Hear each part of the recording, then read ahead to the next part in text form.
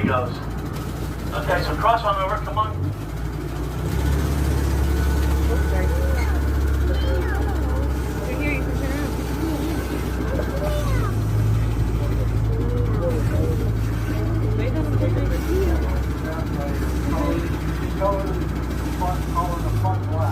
Yeah.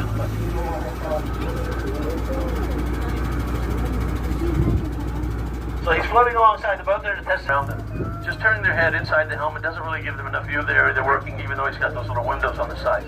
So he kind of twists and turns as he searches for his sponge.